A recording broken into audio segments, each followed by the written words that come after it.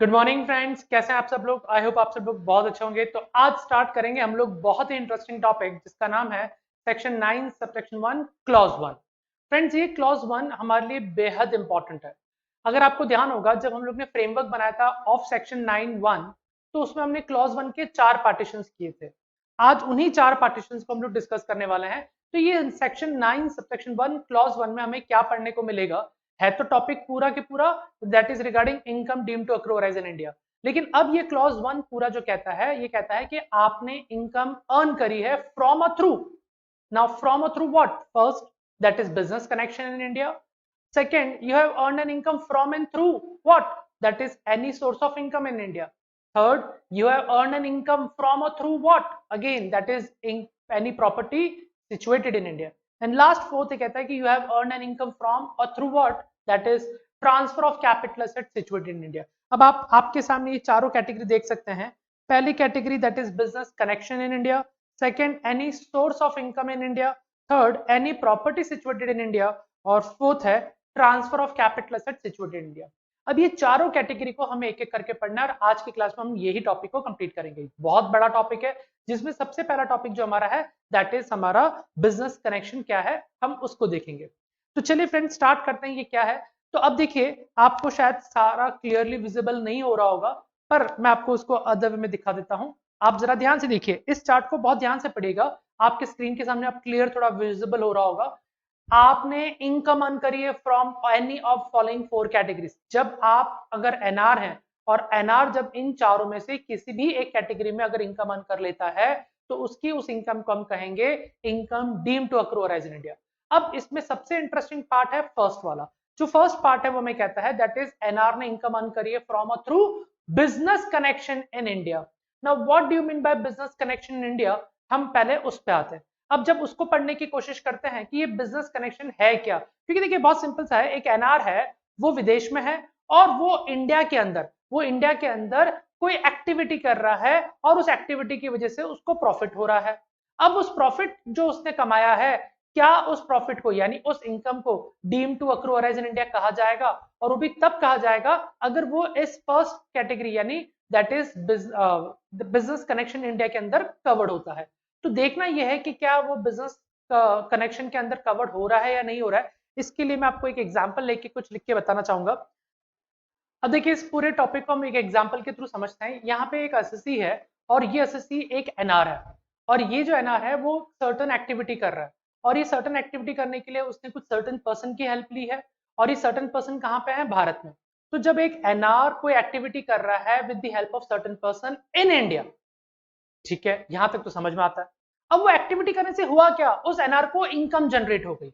अब जब उस एनआर को इनकम जनरेट हो गई है तो अब देखना यह है कि क्या वो income income from business connection in India है या नहीं है। क्योंकि अगर वो income from business connection India हुई तब जाके हम कवर करेंगे उसको income deem to accrue arise India. और एक बार income deem to accrue arise India लग गया तो ये इनकम बन जाएगी उस एनआर के हाथ में इंडियन इनकम।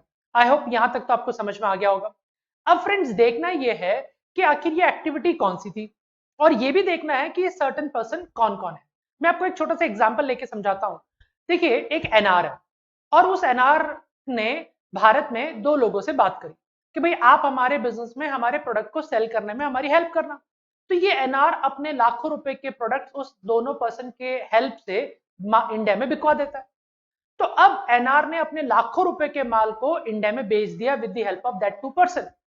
अब जब इतने लाखों रुपए की सेल करी तो डेफिनेटली प्रॉफिट भी हुआ होगा। तो एनआर को सपोज मान लीजिए 5-7 लाख रुपए का प्रॉफिट हो गया।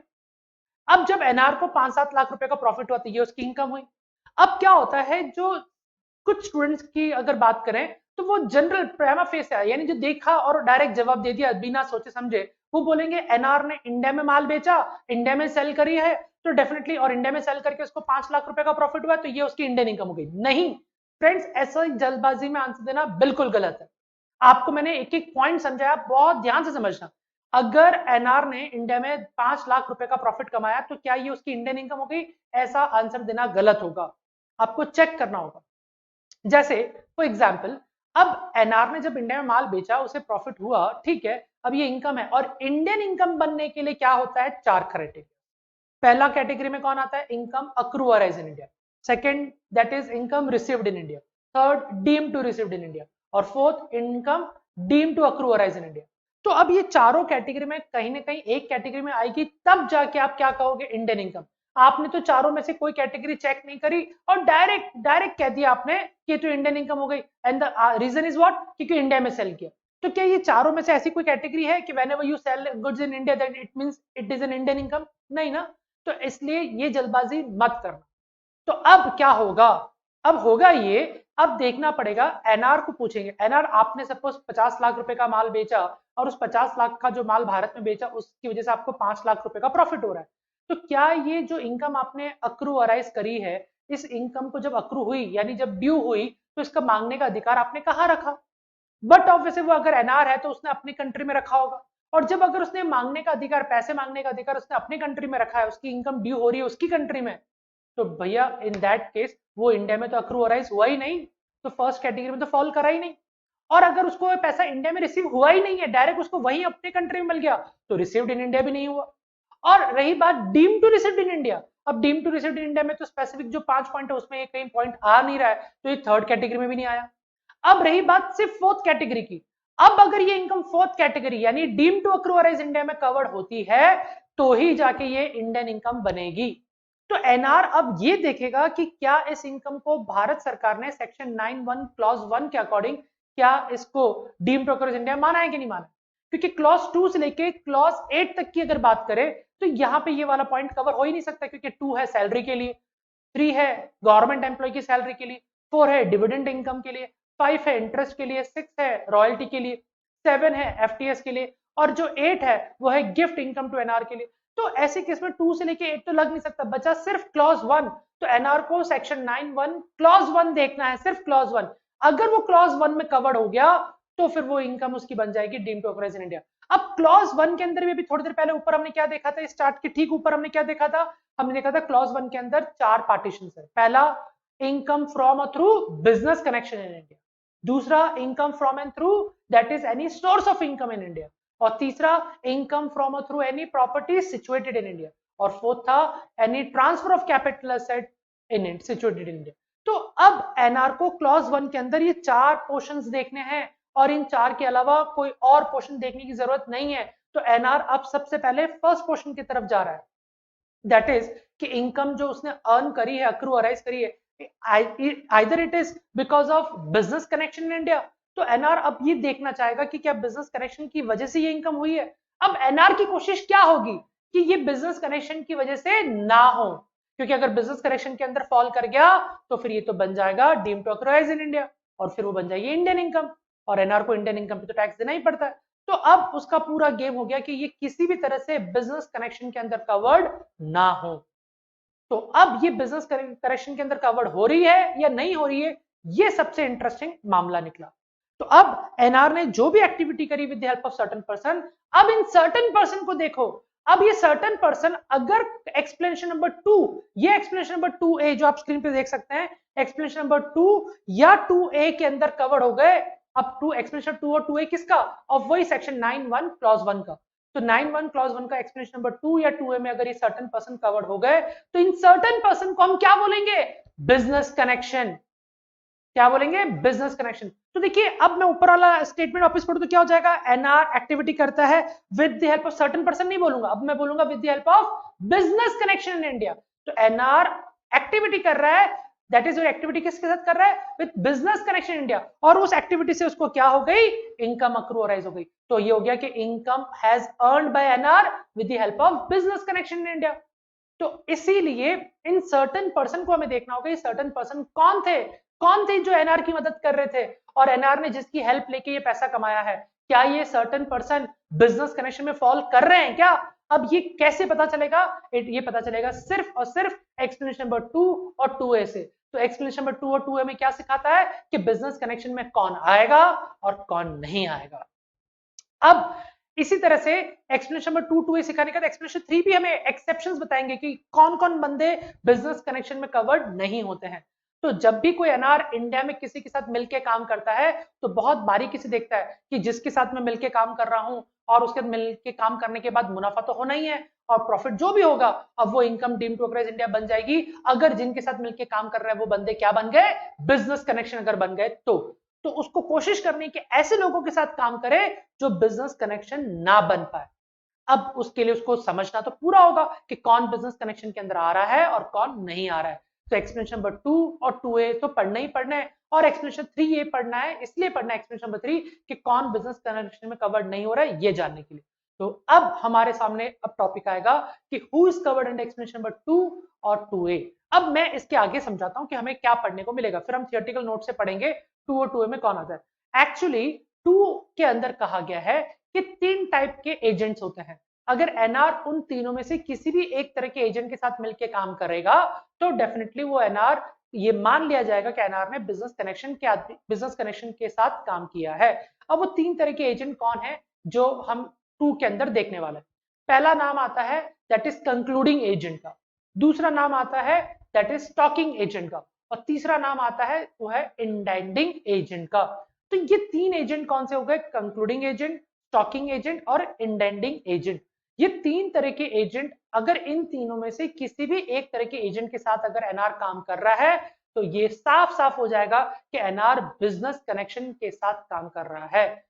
तो अब ये कंक्लूडिंग एजेंट क्या होता है, ये स्टॉकिंग एजेंट क्या होता है और ये इंडेंडिंग एजेंट क्या होता है, ये हम लोग अब थियोरेटिकल नोट्स के थ्रू पढ़ते हैं। तो देखते हैं क्या लिखा है यहाँ पे स्टॉकिंग एजेंट में और इंडेंडिंग एजेंट में और कंक्लूडिंग एजेंट के अंदर। तो चलते हैं यहाँ पे, सबसे पहले हमारे यहाँ पे देखिए आपके सामने स्क्रीन पे business connection explanation number 2 of section 9(1) clause 1। इसमें लिखा है business connection shall include any activity carried out through concluding agent. ये जो पर्सन है, ये पर्सन जो है वो है कंक्लूडिंग एजेंट। यहां पे हम आ रहे हैं, इसको मैं सर्कल कर रहा हूं। अब ये कंक्लूडिंग एजेंट का मतलब क्या होता है, कंक्लूडिंग मतलब नाम से पता चल रहा है सब कुछ एंड करना, स्टार्ट से लेके एंड तक सब कुछ एक ही काम एक ही बंदा कर रहा है। यानी एनआर ने इंडिया के अंदर एक व्यक्ति को होल एंड सोल अथॉरिटी दे दी, पावर दे दिया कि भैया तू मेरे बिहाफ में गुड्स परचेस करने से लेके गुड्स सेल करने तक के सारे काम कर सकता है, each and every work you can do it. आपको पूरी खुली छूट दे रखी है। और जब ये एजेंट एनआर के बिहाफ में गुड्स परचेस करने से लेके गुड्स सेल करने तक के सारे काम निपटा देता है तो ऐसे एजेंट को हम क्या बोलते हैं, कंक्लूडिंग एजेंट। लेकिन ध्यान ये रखने वाली बात है कि ये जो एजेंट है कंक्लूडिंग एजेंट, ये जितने भी काम कर रहा है, हो सकता है ये प्रिंसिपल की तरह भी काम करे तो भी चलेगा, as a principal role play कर रहा है। मतलब सामने जिसके सामने डील कर रहा है उन सामने वाले व्यक्ति को शायद ये पता भी नहीं होगा कि शायद वो एजेंट के रूप में काम कर रहा है, सामने वाले को लगेगा जैसे ये खुद एज अ ओनर बन के काम कर रहा है। तो ऐसा भी हो सकता है। तो ऐसे एजेंट जो होते हैं ना, इस तरह से जो काम कर रहे हैं उसको हम बोलते हैं कंक्लूडिंग एजेंट। लेकिन जो इंपॉर्टेंट बात यह है कि ये एजेंट जब कॉन्ट्रैक्ट बनाएंगे और सामने वाले के साथ जब साइन करेंगे, यानी इंडिया में किसी भी पर्सन के साथ साइन करेंगे, तो ये खुद के नाम पे नहीं करेंगे, उनके एनआर के नाम पे करेंगे जिनके लिए वो काम कर रहे हैं। फॉर एग्जाम्पल, मैं हूं एक एनआर, मैंने इंडिया में मिस्टर रमेश को पकड़ा और मैंने रमेश को कहा कि रमेश मैं तेरे को होल एंड सोल अथॉरिटी देता हूं, तू मेरे बिहाफ में गुड्स खरीदने से लेके बेचने तक के सारे काम कर सकता है। बस हमें कुल मिला के हम दोनों मिलके काम करना चाहते हैं और खूब काम करेंगे, खूब प्रॉफिट अर्न करेंगे, उसमें से कुछ हिस्सा तेरा भी रहेगा, कुछ मेरा भी रहेगा। तो अब मैं ठहरा एनआर, अब मैं इंडिया में किसी पर्सन की मदद को लेके अब कोई एक्टिविटी कर रहा हूं। देखिए हमारे उस ग्राफ का क्रम देखिए तो I am NR, I am doing an activity with the help of certain person in India. अब जो ये बंदा जो इंडिया में मिस्टर रमेश है, ये रमेश एक कंक्लूडिंग एजेंट के रूप में अगर काम कर रहा है तो ये तो एक्सप्लेनेशन नंबर 2 में आ जाएगा मिस्टर रमेश। और मिस्टर रमेश जैसे ही एक्सप्लेनेशन नंबर 2 में आ जाएगा तो मिस्टर रमेश अब मिस्टर रमेश नहीं रहा, वो मेरे लिए बन जाएगा बिजनेस कनेक्शन इन इंडिया। और जैसे ही ये साबित हो गया कि विशाल तुमने तो इंडिया से 5 लाख रुपए जो कमाए वो मिस्टर रमेश की हेल्प से कमाए और मिस्टर रमेश बिजनेस कनेक्शन है, इसका मतलब तुमने बिजनेस कनेक्शन के साथ मिलके भारत में 5 लाख रुपए कमाए हैं। तो अब ये पैसा 5 लाख रुपया तुम्हारा deem to accrue as India हो चुका है। तो अब मुझे इसको इंडियन इनकम मानना पड़ेगा और मुझे इसके ऊपर टैक्स देना पड़ेगा। तो इस तरह से जब भी कोई एनआर इंडिया में बिजनेस कनेक्शन के साथ डील करता है तो यही रिजल्ट निकलेगा। तो कंक्लूडिंग एजेंट बहुत इंपॉर्टेंट, जैसे मैंने कहा कि ये कॉन्ट्रैक्ट जो भी बनाएंगे सामने वाले के साथ, तो मिस्टर रमेश अब इंडिया में किसी के साथ भी कॉन्ट्रैक्ट करेंगे गुड्स खरीदने से बेचने तक के, तो वो लेकिन कॉन्ट्रैक्ट होना चाहिए मेरे नाम पे, एनआर के नाम। कर वो रहा है लेकिन the contract should be in the name of NR. दूसरी इंपॉर्टेंट चीज जो इसमें आती है कि अगर मान लीजिए कोई असेट्स की बात कर रहे हैं, कॉन्ट्रैक्ट को छोड़ के अगर कोई असेट की बात कर रहे हैं असेट को यूज करने की बात हो रही है तो अगेन ये असेट की ओनरशिप मेरे नाम पे होनी चाहिए। अगर असेट की खरीदने बेचने की बात हो रही है तो वो मेरे नाम पे असेट होनी चाहिए। अगर कोई इनटेंजिबल असेट्स को यूज करने की बात हो रही है तो उसकी अगेन ओनरशिप मेरे नाम पे होनी चाहिए। अगर कोई सर्विस देने की बात हो रही है तो अगेन ये सर्विसेज मेरे नाम पे होना चाहिए। तो तब जाके बिजनेस कनेक्शन का रिलेशन स्टैब्लिश होता है। तो वो बंदा है जो मेरे लिए काम कर रहा है तो वो तभी साबित हो पाएगा ना, क्योंकि सारा कॉन्ट्रैक्ट में मेरा नाम चल रहा है, सब जगह गुड्स में ओनरशिप मेरी चल रही है और फिर वो काम कर रहा है, तो ये कहा जाएगा कि यार वो बंदा मेरे लिए काम कर रहा है। तब जाके उस बंदे को, उस पर्सन को, मिस्टर रमेश को बिजनेस कनेक्शन कहा जाएगा। तो फ्रेंड्स ये बहुत इंपॉर्टेंट पॉइंट है, इसको ध्यान से समझना था। तो आप देख सकते हैं, मैं आपके लिए रीड कर सकता हूं। ही, दैट इज ही, मतलब यहाँ पे वो कंक्लूडिंग एजेंट यानी mister Ramesh has habitually exercise. Habitually का मतलब ये होता है हैबिट यानी रेगुलरिटी। रेगुलरली वो एक्सरसाइज करता है, ये काम करता है। An authority to conclude a contract on behalf of non resident or habitually conclude a contract or habitually plays the principal role leading to conclusion of contract by non-resident, and the contracts are in the name of non-resident. Or first point. Second point, for the transfer of ownership of or any granting of rights of to use property owned by that non-resident or that non-resident has a right to use। यानी वही, अगर property बेची जा रही है, खरीदी जा रही है तो नॉन रेसिडेंट के नाम पे, अगर कोई इंटेंजिबल एसेट खरीदा यूज किया जा रहा है तो वो नॉन रेसिडेंट के नाम पे, और अगर कोई सर्विसेज दी जा रही है तो वो भी नॉन रेसिडेंट के नाम पे ही होनी चाहिए। अब देखिए, अब सेकंड हमारा जो नाम आ रहा है वो है स्टॉकिंग एजेंट। अब ये स्टॉकिंग एजेंट अगेन क्या करता है? तो स्टॉकिंग एजेंट कंक्लूडिंग एजेंट जितना पूरा काम नहीं करता, उसकी लिमिटेड राइट्स होती है। अब मैंने जो इंडिया में जिस बंदे से बात की, सपोज मिस्टर रमेश से, तो मैंने उसको कहा कि रमेश तुम मेरे व्यापार से स्टॉक कर सकता है गुड्स को। अब यहाँ पे उसका काम सिर्फ स्टॉकिंग करने का है, इसके अलावा और कोई काम नहीं है उसका।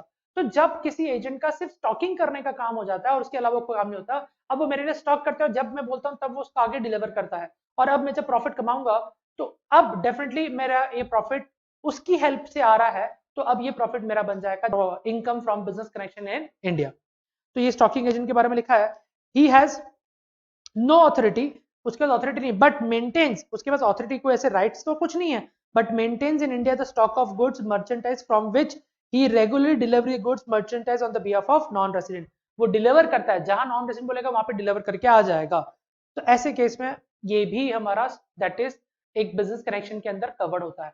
इसी तरह से थर्ड एजेंट जिसको हम कहते हैं उसका नाम है इंडेंडिंग एजेंट। अब ये जो इंडेंडिंग एजेंट है वो क्या करता है?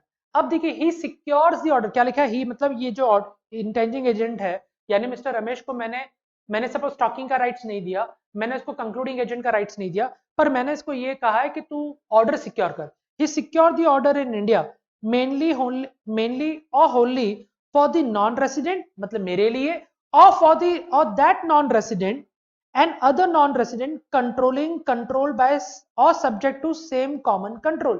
अब इसका क्या मतलब हुआ ये भी समझ। मैंने मिस्टर रमेश को बोला तू मेरे लिए ऑर्डर सिक्योर कर, मैं जो बोलूं मेरे लिए ऑर्डर सिक्योर कर, तो वो सिर्फ मेरे लिए ऑर्डर सिक्योर करता है, तो वो बन गया मेरा इंटेंडिंग एजेंट। लेकिन अगर मैं उसको बोलूं तू मेरे लिए तो कर रहा है ठीक है, लेकिन एक सपोज और एक पर्सन है जिसका नाम है सपोज मिस्टर थॉमस, तो उसके लिए भी ऑर्डर सिक्योर कर। और मिस्टर थॉमस बेसिकली मेरे कंट्रोल में काम करता है। मिस्टर थॉमस कोई और नहीं, एक ऐसा व्यक्ति है जो मेरे कंट्रोलिंग में काम करता है, मेरा पूरा पावर है थॉमस के ऊपर। तो अब अगर मिस्टर रमेश मेरे लिए काम करेगा और ऑर्डर सिक्योर करेगा तो इंटेंडिंग एजेंट है ही, लेकिन अगर रमेश उस थॉमस के लिए भी काम करेगा जो मेरे कंट्रोल में आता है और उसके लिए ऑर्डर सिक्योर करेगा, तब भी वो रमेश क्या बन जाएगा? इंटेंडिंग एजेंट बन जाएगा। तो अब रमेश जब इंटेंडिंग एजेंट बन जाएगा तो रमेश बन गया बिजनेस कनेक्शन, और जब रमेश बिजनेस कनेक्शन बन गया, अब वो ऑर्डर सिक्योर करने से मुझे जितना भी प्रॉफिट हुआ सॉरी, मुझे जितना भी प्रॉफिट हुआ वो प्रॉफिट मेरे लिए बन जाएगा, that is income from business connection in India. तो ये था हमारा एक्सप्लेनेशन नंबर 2। अब जैसे मैंने कहा था आपको एक्सप्लेनेशन नंबर 3 में देखना है, क्योंकि ये जो बंदे जो मेरे लिए काम कर रहे हैं ये सब मेरे बिजनेस कनेक्शन होगा, लेकिन कुछ व्यक्ति को बिजनेस कनेक्शन से बाहर रखा गया। अब वो किसको रखा गया बात, तो देखिए एक्सेप्शंस। एक्सेप्शन में पहला पॉइंट क्या कहता है? Business activity carried out through brokers, general commission agent और any other agent who is having an independent status acting in ordinary course of business is not regarded as a business connection. अब इसका क्या मतलब हुआ, इसको ध्यान से समझना। अब देखिए फ्रेंड्स, इस एक्सेप्शन को समझते हैं। इस एक्सेप्शन में लिखा है कि अगर किसी भी तरह का कोई भी एजेंट हो, लेकिन अगर वो एजेंट इंडिपेंडेंट स्टेटस में काम करता है, और दूसरा पॉइंट ये उसका ऑर्डिनरी कोर्स ऑफ बिजनेस है, तो ऐसे ब्रोकर को, ऐसे एजेंट को हम बिजनेस कनेक्शन के टर्मिनोलॉजी में नहीं लेंगे, इवन दो वो मेरे लिए एज अ स्टॉकिंग के रूप में काम, स्टॉकिंग एजेंट के रूप में काम कर रहा हो, या कंक्लूडिंग एजेंट के रूप में काम कर रहा हो, या इंडेंडिंग एजेंट के रूप में काम कर रहा हो। अगर वो इंडिपेंडेंट स्टेट, उसका वो इंडिपेंडेंट स्टेटस वे में काम कर रहा है और ये उसका ऑर्डिनरी कोर्स ऑफ बिजनेस है, तब भी वो मेरे बिजनेस कनेक्शन में नहीं आएगा। अब इसका क्या मतलब होता है कि इंडिपेंडेंट नेचर है या उसका ऑर्डिनरी कोर्स ऑफ बिजनेस है, ये क्या मतलब है? तो मैं इसको एक एग्जांपल के थ्रू आपको समझाता हूँ। देखिए, अब जो रमेश है, सपोज जिसके बारे में अभी हम अब तक डिस्कशन कर रहे थे, ये रमेश राजस्थान के अंदर और स्पेशली राजसमंद में एक मार्बल का एजेंट है।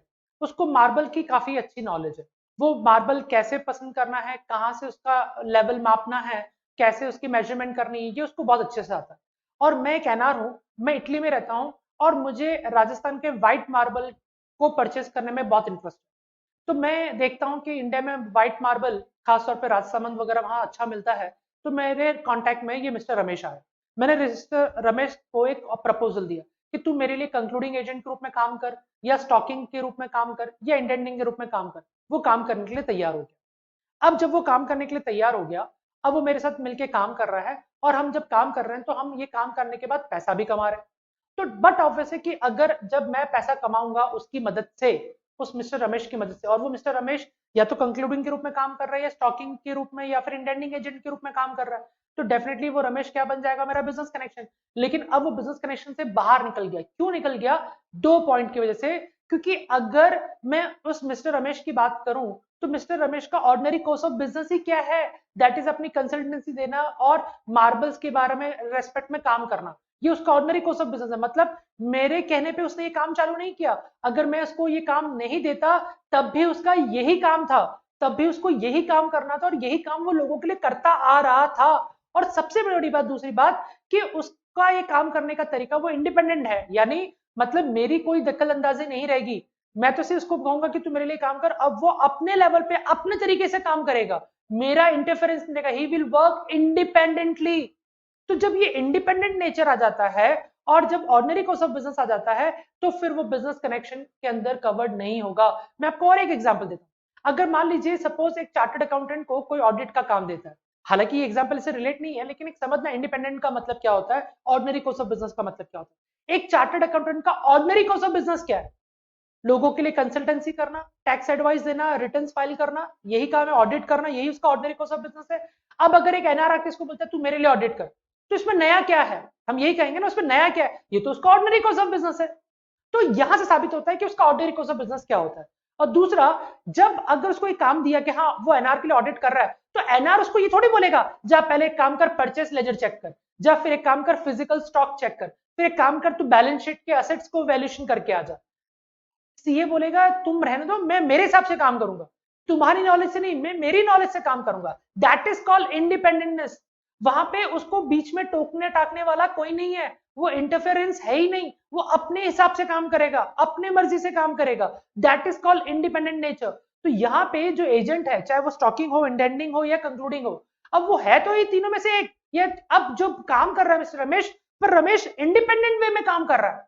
और दूसरा, अगर मैं ये काम मार्बल देखने का, मार्बल छटनी करने का काम नहीं देता, तो भी उसका ऑर्डिनरी कोर्स ऑफ बिजनेस वही था। तो ऐसे केस में मिस्टर रमेश दोनों क्राइटेरिया को फुलफिल कर रहा है। और जब मिस्टर रमेश दोनों क्राइटेरिया को फुलफिल कर रहा है, तो ऐसे केस में कभी भी किसी भी सिचुएशन में मिस्टर रमेश मेरा बिजनेस कनेक्शन के अंदर कवर्ड नहीं हो पाएगा। आई होप आपको ये बात समझ में आ गई होगी। एक्सप्लेनेशन नंबर 3 क्या कहता है? एक्सप्लेनेशन नंबर 3 कहता है, ये भी देखो एक्सेप्शन खत्म नहीं हुआ, एक्सेप्शन का पहला पॉइंट हो चुका है, अब एक्सेप्शन का दूसरा पॉइंट। और ये दूसरे पॉइंट में हमें पढ़ने को मिल रहा है explanation number 3, whether business is carried on in India through the person specified in A, B, C above। A, B, C मतलब वही कंक्लूडिंग एजेंट, स्टॉकिंग एजेंट और इंडेंडिंग एजेंट। तो जब बिजनेस इंडिया में हो रहा है और with the help of A, B, C में से किसी एक पर्सन में, only so much of income is attributable to the operation carried out in India shall be deemed to accrue arise in India। इसका क्या मतलब हुआ? इसका मतलब ये हुआ कि सपोज अब उस बंदे से मिलकर जब मैंने काम किया, मैंने इनकम अर्न करी, तो उसमें 20% काम तो इंडिया के बाहर हुआ और 80% काम इंडिया में हुआ। क्योंकि जब कोई इनकम को अर्न करना होता है तो कुछ एक्टिविटी करनी होती है। अब वो एक्टिविटी 100% इंडिया में हुई होती तो बात ही खत्म। पर अगर वो एक्टिविटी जो इनकम कमाने के लिए की गई, वो एक्टिविटी 80% तो इंडिया में और 20% फॉरेन कंट्री में हुई, तो अब ये पॉइंट कहता है, तो फिर उस इनकम को जितना कमाया गया उस पर्सन की मदद से, तो वो पर्सन की मदद से जो इनकम अर्न की गई है, तो वो पूरी इनकम को income from business connection India नहीं कहा जाएगा। 80% जो उस पर्सन की मदद से कमाई गई भारत में एक्टिविटी करके, तो 80% को हम बोलेंगे income from business connection in India, और बाकी 20% वो अगेन वो क्या है, income with the help of business connection but not in India, outside India. तो वो 20% को डीम टू अक्रस इंडिया में कवर्ड नहीं किया जाएगा। ये पॉइंट कहता है प्रोपोर्शनेटली लेना, अगर एक्टिविटी है 100% इंडिया में हुई है तो बात ही खत्म, लेकिन अगर पूरी 100% एक्टिविटी इंडिया में नहीं हो रही है तो प्रोपोर्शनेट हुई है, तो जितने प्रोपोर्शन में एक्टिविटी हुई है उसी प्रोपोर्शन में इनकम को भी आपको कंसिडर करना होगा। तो ये था हमारा पॉइंट नंबर 2 जो एक्सेप्शन के अंदर कवर करता है। अब हमारे पास आता है एक्सप्लेनेशन नंबर 2A। देखिए 2 के अंदर तीनों व्यक्ति के नाम मैंने आपको बता दिए कि कौन कौन कवर्ड हो रहा है, लेकिन अब ये एक्सप्लेनेशन नंबर 2A ये रिसेंटली फाइनेंस एक्ट 18 के अंदर जोड़ा गया था, और इसको भी कहा गया कि इस 2A को कहा गया कि अगर आप इसमें भी कवर्ड अगर हो गए, अब आप सपोज जब मैं एक एनआर हूं और मैंने इंडिया में कोई एक्टिविटी करी और विद द हेल्प ऑफ जो सर्टेन पर्सन है, वो सर्टेन पर्सन ना तो कंक्लूडिंग एजेंट है, ना स्टॉकिंग एजेंट है, ना इंडेंडिंग एजेंट है, मतलब एक्सप्लेनेशन नंबर 2 में कहीं नहीं आ रहा है, तो ऐसे केस में अब मुझे 2A देखना पड़ेगा, क्या मेरी वो एक्टिविटी 2A के अंदर कवर हो रही है क्या? अगर वो एक्टिविटी 2A में कवर हो रही है तो ऐसे केस में अब ये मान लिया जाएगा कि मेरा बिजनेस कनेक्शन इंडिया के अंदर है। अब ये एक्टिविटी कौन सी हो सकती है, तो इसको हमें देखना है। देखिए अब समझने वाली बात है, हमने सर्टेन पर्सन को तो देखा, अब हमें यहाँ पे ये भी देखना है कि ये एक्टिविटी अगर 2A के अंदर कवर हो गई, एक्सप्लेनेशन में 2A में कवर हो गई, तो फिर बिजनेस कनेक्शन मान लिया जाएगा even though persons are not that 3 which have been specified above. अब ये एक्सप्लेनेशन नंबर 2A है हमारा। अब इस 2A की तरफ हम बढ़ते हैं। इसको समझना है तो पहले ये समझना पड़ेगा कि इसमें लिखा क्या एक्सप्लेनेशन 2A में, इसमें लिखा है significance economic presence, SEP। Significance economic presence का मतलब क्या होता है? सिग्निफिकेंस इकोनॉमिक प्रेजेंस आपको प्रूव करना पड़ेगा। अगर अगर एनआर का सिग्निफिकेंस इकोनॉमिक प्रेजेंस भारत में प्रूव हो जाता है तो उसका मतलब बिजनेस कनेक्शन प्रूव हो गया। अगर एनआर का इंडिया में सिग्निफिकेंस इकोनॉमिक प्रेजेंस प्रूव नहीं होता है तो इसका मतलब बिजनेस कनेक्शन प्रूव नहीं हो पाया। तो यह है सिग्निफिकेंस इकोनॉमिक प्रेजेंस की इंपॉर्टेंस। तो इसमें देखते हैं सबसे पहले नेचर ऑफ ट्रांजैक्शंस और कंडीशंस में क्या क्या लिखा हुआ है। तो पहले आता है ए पॉइंट पे, इसमें लिखा है कि इन respect of any goods services, कोई भी गुड्स हो, सर्विस हो या प्रॉपर्टी हो carried out by non resident in India including the provisions of download of data और सॉफ्टवेयर इंडिया। मतलब एनआर जो है इंडिया में जो ट्रांजेक्शन कर रहा है वो ट्रांजेक्शन गुड्स से संबंधित हो सकता है, सर्विसेज से हो सकता है या प्रॉपर्टी से हो सकता है। गुड्स सर्विसेज प्रॉपर्टी से रिलेटेड कोई भी ट्रांजेक्शन हो, including downloading of data, provision for downloading of data और सॉफ्टवेयर। तो सॉफ्टवेयर डाउनलोड करने का हो तो भी कवर हो गया और डाउनलोड ऑफ डेटा भी हो तो भी कवर हो गया। तो कुल मिला के transaction can be in respect of goods services properties और including that is download of data और सॉफ्टवेयर। ये तो नेचर ऑफ ट्रांजेक्शन हो गया। ऐसा ट्रांजेक्शन अगर दिखाई दे कि एनआर जो इंडिया में काम करवा रहा है वो डाउनलोडिंग ऑफ डेटा का करवा रहा है, जैसे कि फॉर एग्जांपल मैं मान लीजिए अमेजन कंपनी, अब अमेजन जो कंपनी है, अमेजन कंपनी एक एंटीवायरस सॉफ्टवेयर बनाती है सपोज, और उसने वो लॉन्च कर दिया, हर जगह पे लोगों को दिखा दिया कि आप अपने कंप्यूटर को सेफ रख सकते हैं, लैपटॉप को सेफ रख सकते हैं, मोबाइल को सेफ रख सकते हैं अगर आप ये एंटीवायरस सॉफ्टवेयर डाउनलोड करते हैं। तो अब भारत में काफी लोग उन सॉफ्टवेयर को डाउनलोड किए जा रहे हैं। तो ये क्या है, ये इट इज, तो एनआर इंडिया में एक्टिविटी कर रहा है ना, वो लोगों से करवा रहा है ये एक्टिविटी। किस तरह की एक्टिविटी करवा रहा है कि तुम मेरा डेटा डाउनलोड करो। अब यहाँ पे उसको स्टॉकिंग, कंक्लूडिंग और इंडेंडिंग एजेंट की जरूरत नहीं है क्योंकि ये तो टेक्निकल है, ये तो ऑनलाइन हो रहा है। तो यहाँ पे बिना किसी पर्सन की मदद से डायरेक्टली वो तो वहां बैठे बैठे कर सकता है, फॉरेन कंट्री बैठे बैठे। तो भारत में काफी लोग डाउनलोड कर रहे हैं उसके सॉफ्टवेयर को या डेटास को, या फिर ऑनलाइन कोई ट्रांजेक्शन हो रहा है गुड्स से रिलेटेड, ऑनलाइन कोई ट्रांजेक्शन हो रहा है सर्विसेज रिलेटेड, ऑनलाइन कोई ट्रांजेक्शन हो रहा है दैट इज आपके किसी भी प्रॉपर्टी को लेके। तो ये सारे ट्रांजेक्शन हमारे फर्स्ट पार्ट में आ रहे हैं। तो इसके बारे में कंडीशन क्या लिखी हुई है, अब ये ट्रांजेक्शन सिग्निफिकेंस इकोनॉमिक प्रेजेंस बन जाएंगे, ये ट्रांजेक्शन सिग्निफिकेंस इकोनॉमिक प्रेजेंस बन जाएंगे अगर ये कंडीशन पूरी होती है। तो कंडीशन क्या है, aggregate of payment arising from such transaction और transactions during the previous year exceed such amount as may be prescribed.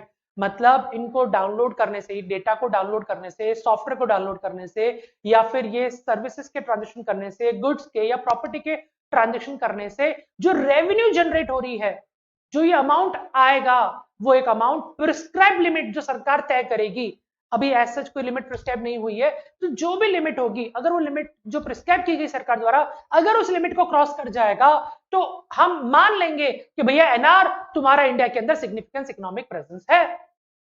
तो ये अमेजन ने जब इस तरह की एक्टिविटीज करवाई जहां पे इंडिया में बैठे बैठे लोग उनके डेटा या उनके सॉफ्टवेयर को डाउनलोड कर रहे हैं और वो डाउनलोड करने से जो रेवेन्यू जनरेट हो रही है एनआर को, वो एक सर्टेन लिमिट को क्रॉस कर रही है, तो बस अब क्लियर हो गया कि एनआर तुम्हारा इंडिया में सिग्निफिकेंस इकोनॉमिक प्रेजेंस है। और जैसे ये प्रूव हो गया तो अब ये इनकम हो जाएगी, income from business connection in India. दूसरा ट्रांजेक्शन क्या आया इसके अंदर, देखिए, systematic and continuous soliciting of business activity और engage in interaction with users in India through digital means. अब ये क्या कहना चाह रहा है, ध्यान से समझना, systematic and continuous soliciting of business activities और engage in interaction with users in India through digital means. इसका एग्जांपल समझा दो। एनआर है, एनआर की बहुत बड़ी कंपनी है और उनके कस्टमर्स रेगुलरली उनको फोन करते हैं कंप्लेंट्स को लेके, कोई दूसरी चीजों को लेके, फीडबैक को लेके, एक्सेट्रा एक्सेट्रा। अब एनआर ने इंडिया में किसी बीपीओ यानी बिजनेस प्रोसेसिंग यूनिट को कॉल किया, जिसको हम केपीओ बोलते हैं बेसिकली। अब यहाँ पे उसने उनको हायर किया और बोला कि तुम हमारे लिए कॉल सेंटर चलाओ। अब वो कॉल सेंटर में क्या होता है कि कई तरह के एम्प्लॉइज बैठते हैं और उन सारे फॉरेन डेलीगेट्स के कस्टमर को हैंडल किया जाएगा। तो कंपनी को ये टेंशन खत्म हो गई कि मेरे जितने भी कस्टमर फोन करेंगे तो डायरेक्टली कंपनी को नहीं, उन कॉल सेंटर के थ्रू यहाँ पे जाए डाइवर्ट होंगे। अब वो कॉल सेंटर्स वाले जो एम्प्लॉइज उनको फुल ट्रेन किया जाता है, उनको पूरी नॉलेज दी जाती है कंपनीज के बारे में, ताकि वो कस्टमर की सारी प्रॉब्लम को सॉल्व कर सके। जैसे हम लोग एयरटेल के कस्टमर केयर में फोन करते हैं, वोडाफोन के कस्टमर केयर में फोन करते हैं, ये कस्टमर केयर कंपनी के नहीं होती, ये कॉल सेंटर्स होते हैं, ये कोई थर्ड पार्टी ही हायर की होती है। अब जो थर्ड पार्टी हायर की थी वो ये सारा मैनेज करती है। तो अब क्या हो रहा है कि यहाँ पे भी वही काम हो रहा है। तो अब यहाँ पे अगर इस तरह से अगर कोई बिजनेस की सॉलिसिटिंग एक्टिविटीज हो रही है, बिजनेस को लेके कोई इंटरेक्शंस हो रहे हैं, कस्टमर्स के थ्रू इंटरेक्शंस हो रहे हैं, और ये सब कुछ हो रहा है डिजिटल मीडियम्स के थ्रू, मतलब जहां पे ह्यूमन इंटरफेस नहीं, डायरेक्ट ऑनलाइन के थ्रू सारा इंटरफेस हो रहा है।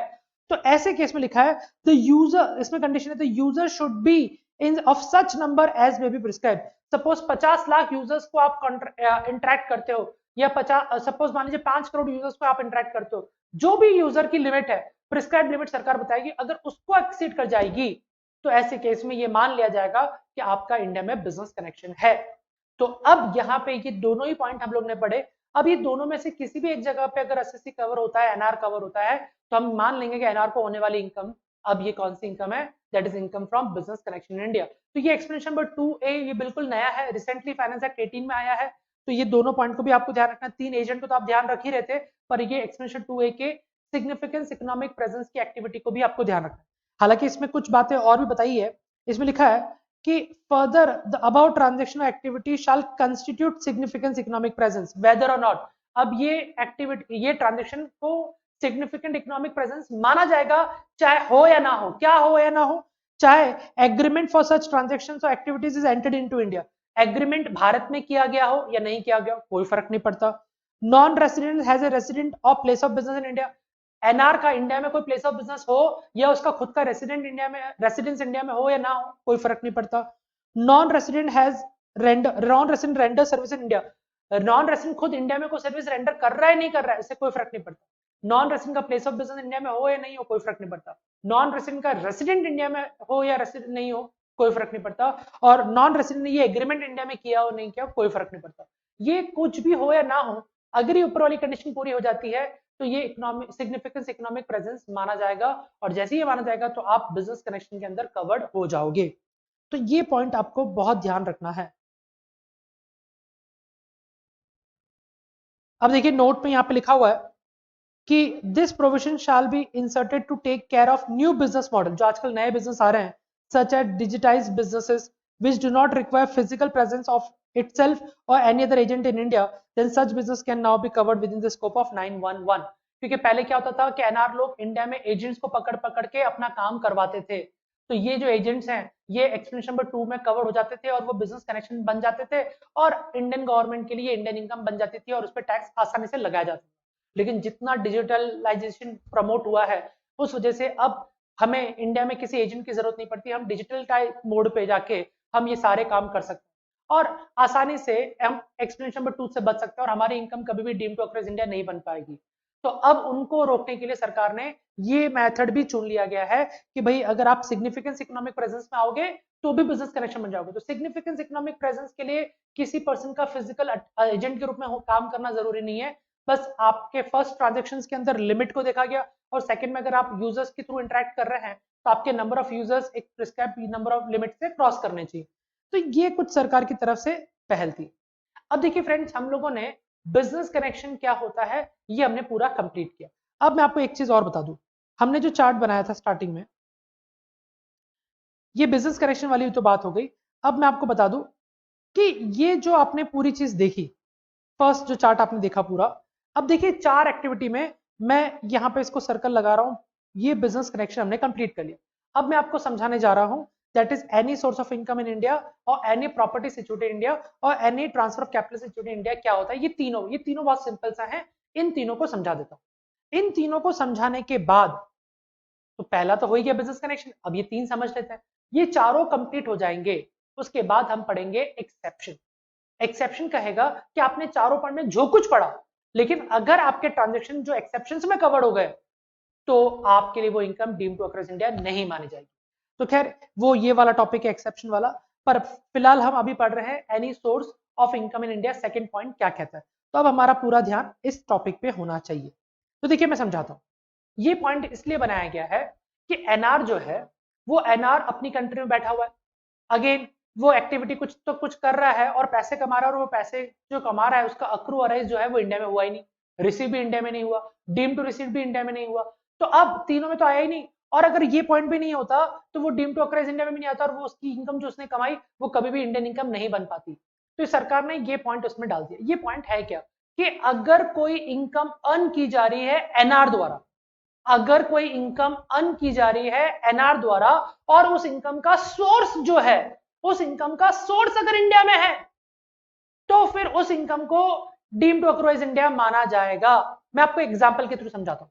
इंडिया के अंदर सपोज मान लीजिए एक लॉटरी का प्रोविजन बनाया गया, एक पर्सन है उसने लॉटरी ऑर्गेनाइज करी कि आप हमारे यहां से लॉटरी खरीदे और जो भी लॉटरी खरीदेगा और जो विनर होगा उसको प्राइज मिलेगा। और ये लॉटरी का मीडियम था सारा ऑनलाइन, ऑनलाइन के थ्रू आपको लॉटरी परचेस करनी है और एक पर्टिकुलर डेट पे इसका रिजल्ट अनाउंस करेंगे और जिसका भी नंबर आगे लॉटरी में उसको सपोज एक सर्टेन अमाउंट ऑफ प्राइस मिलेगा।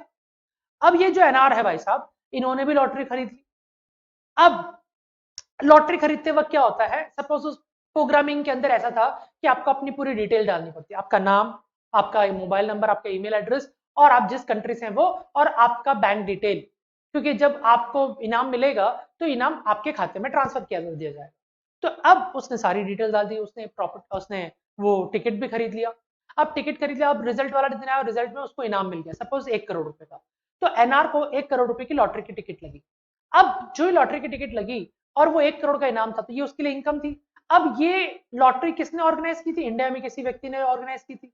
तो देखा जाए तो एक एनआर को इंडिया से 1 करोड़ की लॉटरी जीतने को मिली और उसको ये इनकम हो गई। तो सिर्फ ये देख के हम ये थोड़ी कहेंगे कि it is income accrue arise in India, क्योंकि देखिए इनकम अक्रू अराइज बनने के लिए आपके राइट्स होने चाहिए, और इसने जब इनकम जीती है, इसने लॉटरी टिकट जो उसको प्राइज मिला है उसको सारा पैसा उसके खाते में मिलेगा, तो उसका अक्रू अराइज करने का जो राइट्स है वो आउटसाइड इंडिया है, रिसीव भी वहां पे हुआ, डीम टू रिसीव्ड इंडिया में होने की कोई बात ही नहीं है।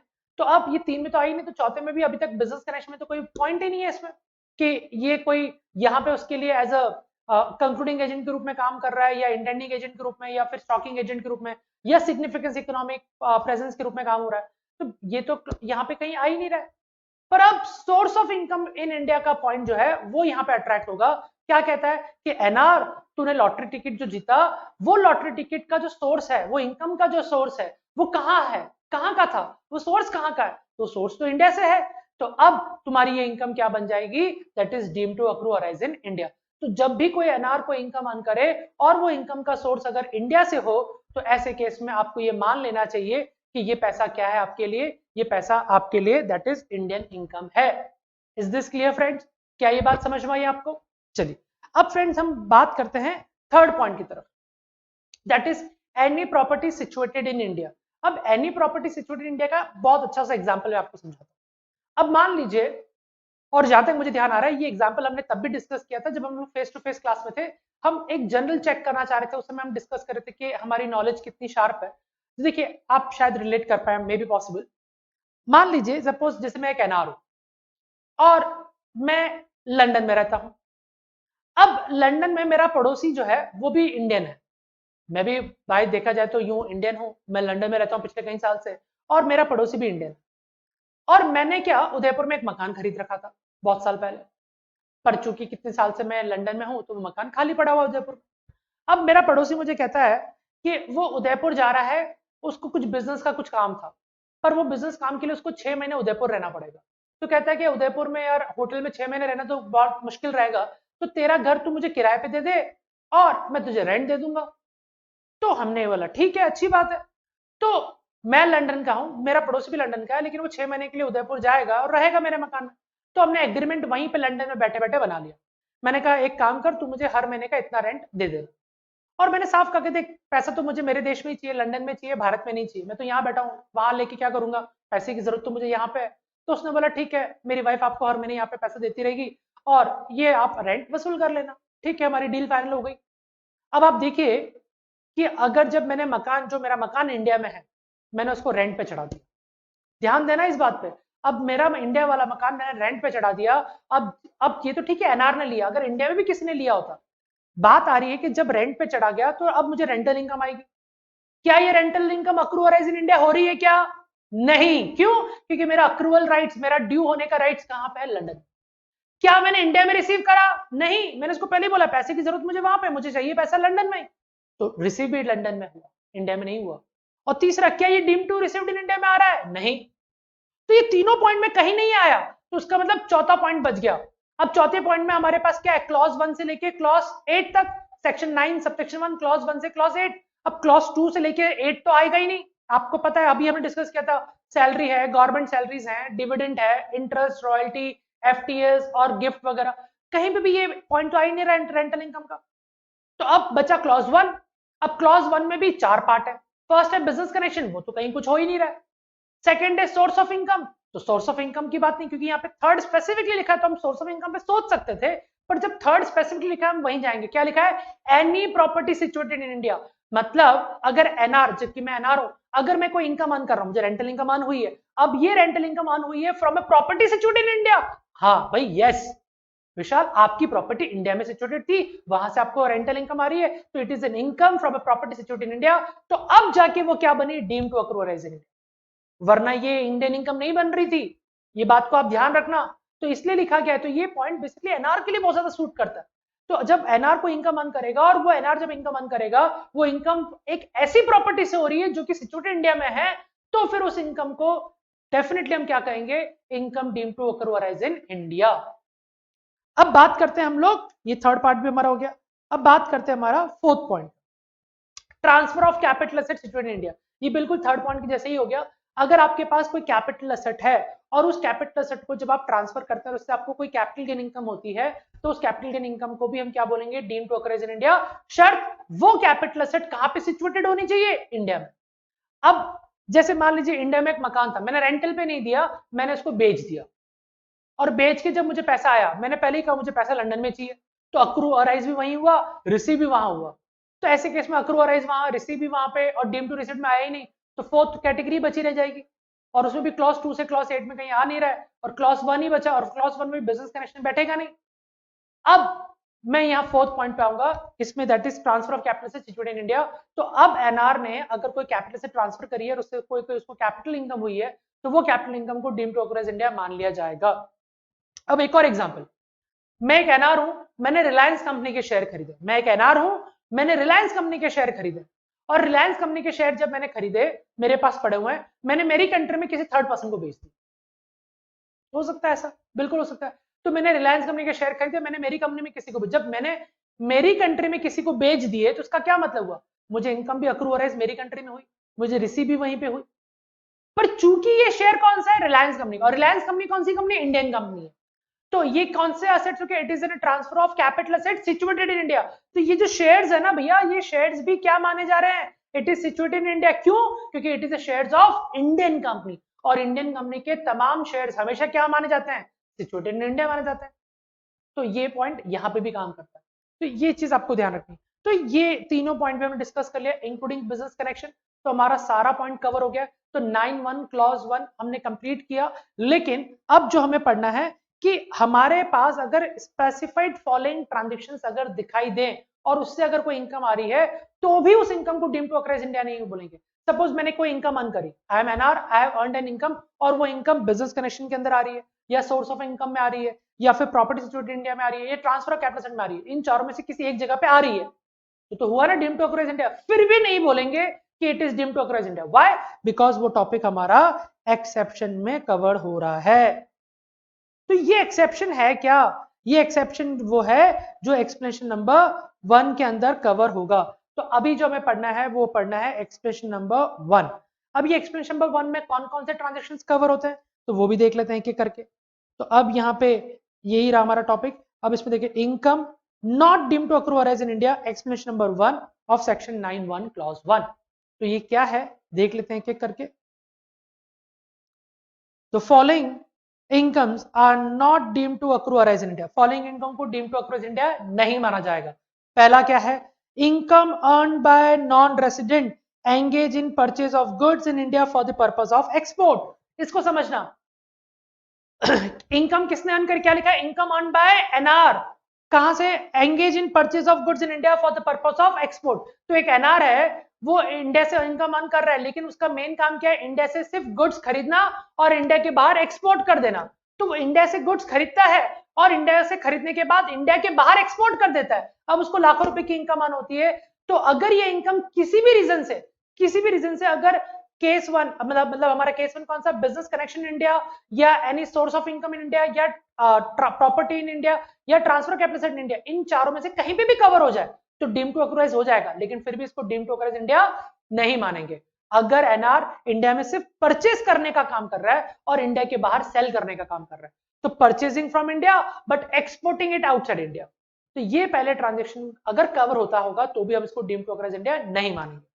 सेकेंड पॉइंट कहता है income by non-resident engage in business of running news agency, publishing newspaper, magazine, journals from activity confined to collection of news views in India for the transmission outside India। मतलब BBC, CNN, ये आपने सुना होगा, ये सब international news channels हैं, इनके reporters जगह जगह पे फैले होते हैं। अब ये लोग क्या करते हैं? इंडिया में आते हैं और इंडिया में भी छोटी छोटी बहुत सारी एजेंसीज बनी हुई हैं जिनके पास रिसेंट न्यूज होती है। तो ये CNN, BCC क्या करती हैं? ये लोग इन एजेंसी से न्यूज परचेज कर लेते हैं और वहां से लेके अपनी कंट्री में जाके टेलीकास्ट करते हैं, या फिर वो खुद अपने रिपोर्टर्स के थ्रू यहाँ पे न्यूज कवरेज करते हैं और अपनी कंट्री में जाके टेलीकास्ट करते हैं और ऐसा करने से पैसा कमाते हैं। तो ऐसा करने से जो भी पैसा कमाया उस पैसे को भी हम डीम्ड टू अक्राइज इंडिया नहीं मानेंगे। Third, income earn from operation of shooting a cinematographic film by non-resident, पर कंडीशन है बीन ये नॉन-रेसिडेंट इंडिविजुअल है तो who is not citizen of India. इसका क्या मतलब समझाता हूं। एक एनआर इंडिया में आता है और अपनी कोई सिनेमेटोग्राफिक फिल्म को शूट करता है और अपनी फॉरेन कंट्री में जाके टेलीकास्ट कर देता है। जैसे जेम्स बॉन्ड की मूवी इंडिया में शूट हुई थी, उदयपुर में कुछ सीन इसके शूट हुए थे। अब यहाँ पे तो मूवी शूट हो रही है और वहां जाके अपनी कंट्री में जाके टेलीकास्ट करना और उससे पैसे अर्न करना, तो इस पैसे को डीम्ड टू अक्राइज इंडिया नहीं माना जाएगा। पर इसकी कुछ शर्त है कि ये जो नॉन रेसिडेंट है ना, जो इंडिया में आके शूट कर रहा है और वहां जाके टेलीकास्ट कर रहा है, तो अगर ये एसएससी एक इंडिविजुअल के रूप में काम कर रहा है तो ये इंडिविजुअल सिटीजन ऑफ इंडिया नहीं होना चाहिए, is not citizen of India. और अगर ये इंडिविजुअल एक फर्म के रूप में काम कर रही है तो कोई भी पार्टनर, इसका जो भी जितने भी पार्टनर इस फर्म के अंदर, या तो वो सिटीजन ऑफ इंडिया नहीं होने चाहिए और इंडिया के रेसिडेंट भी नहीं होने चाहिए। मतलब दोनों बातें। अगर ये एसएससी फर्म के रूप में काम कर रही है तो इस फर्म के जितने भी पार्टनर हैं वो पार्टनर सिटीजन ऑफ इंडिया नहीं होने चाहिए और रेसिडेंट ऑफ इंडिया भी नहीं होने चाहिए। और अगर ये एसएससी कंपनी के रूप में काम कर रही है तो इस कंपनी का कोई भी शेयर होल्डर, डायरेक्टर नहीं, share holder who is citizen of India नहीं होने चाहिए और रेसिडेंट ऑफ इंडिया भी नहीं होने चाहिए। तो हमारा सी पॉइंट, 3 पॉइंट कौन से हो गए? पहला, इंडिया में आना, इंडिया से गुड्स खरीदना और इंडिया के बाहर एक्सपोर्ट करना। दूसरा पॉइंट हमारा क्या हो गया? दूसरा पॉइंट हो गया हमारा that is news agencies India में आती है, न्यूज कलेक्ट करती है, फॉरेन कंट्री में टेलीकास्ट करती है। तीसरा क्या हो गया हमारा? इंडिया में आके सिनेमेटोग्राफिक फिल्म शूट करना और उनके कंट्री में जाके टेलीकास्ट करना। अब देखिए फ्रेंड्स, फोर्थ पॉइंट क्या कहता है? D point, income earned by foreign company in a business of mining of diamonds through or from an activity which is confined to display of uncut unassorted diamond in any special zone notified by central government in official gazette। इसका मतलब क्या हुआ कि अगर कोई NR है, वो mining business of diamonds में है, डायमंड के माइनिंग बिजनेस में है, और वो इंडिया में आता है और वो एग्जीबिशन कर रहा है, डिस्प्ले कर रहा है, डिस्प्ले मतलब एग्जीबिशन, किसका एग्जीबिशन कर रहा है? डायमंड्स का। और कौन से डायमंड का? अनकट अनअसॉर्टेड डायमंड्स का डिस्प्ले कर रहा है। और कहां पे कर रहा है? Special notified special economic zone, जो सरकार ने नोटिफाई कर रखे, वहां स्पेसिफाइड एरियाज में जाके वो क्या कर रहा है? अपने डायमंड्स का डिस्प्ले कर रहा है, और उससे अगर कोई इनकम आना हो रही है उसको, तो उस इनकम को भी हम डीम टू ऑपरेट इंडिया नहीं मानेंगे। क्लियर है फ्रेंड्स यहां तक? अब फ्रेंड्स, अब आते हैं हम लोग यहाँ पे एक लास्ट पॉइंट, रूल नंबर 10 के बारे में। रूल नंबर 10 कहता है apportionment of profit when the operation is not fully carried out in India. ये वही वाली बात हो गई जो हमने एक्सप्लेनेशन नंबर 3 में पढ़ी थी, सेम टू सेम। अब जो भी टॉपिक चारों कैटेगरी के जो हमने पढ़े, case 1, case 2, case 3, case 4। Case 1 का मतलब business connection, case 2 source of income in India, case 3 property in India, और case 4 transfer capital in India. ये चारों केसेस में जो भी इनकम आप कमा रहे हो, और वो इनकम जिस एक्टिविटी से हो रही है, और वो एक्टिविटी अगर 100% इंडिया में नहीं है, तो जितनी भी प्रोपोर्शनेट एक्टिविटी इंडिया में हो रही है, सिर्फ उन्हीं प्रोपोर्शनेट एक्टिविटी जो इंडिया में हो रही है उसी को हम बोलेंगे डीम टू अक्रॉस इंडिया। ये रूल नंबर 10 कहता है। आई होप आपको ये बात समझ में आ गई होगी, इसमें ऐसे कोई डाउट नहीं होगी। तो फ्रेंड्स, ये हमारा 9(1) क्लॉज 1 पूरी तरह से कंप्लीट होता है। इसके अलावा इस टॉपिक के अंदर कुछ भी पेंडिंग नहीं है। आई होप फ्रेंड्स आपको आज की क्लास में लगभग काफी कुछ चीज समझ में आ चुकी होगी। तो मेरी तरफ से क्लॉज 1 कंप्लीट है। अगर आपकी तरफ से कोई भी डाउट हो, प्लीज आई रिक्वेस्ट, प्लीज आप मुझे अपने ऐप में चैट बॉक्स में प्लीज अपने डाउट्स मैसेज कीजिएगा, ताकि मैं उसको इमीडिएटली सॉल्व कर सकूं। और रियली मैं लास्ट क्लास में आपको नोट्स, जो क्लास वर्क के नोट्स है वो अपलोड करना भूल गया था। आज इस लेक्चर के साथ इमीडिएटली आपको वो नोट्स जरूर मिल जाएंगे। तो चलिए फ्रेंड्स, आज की क्लास यहीं पे एंड करते हैं। आई होप आपको सब कुछ समझ में आया होगा। Thank you so much.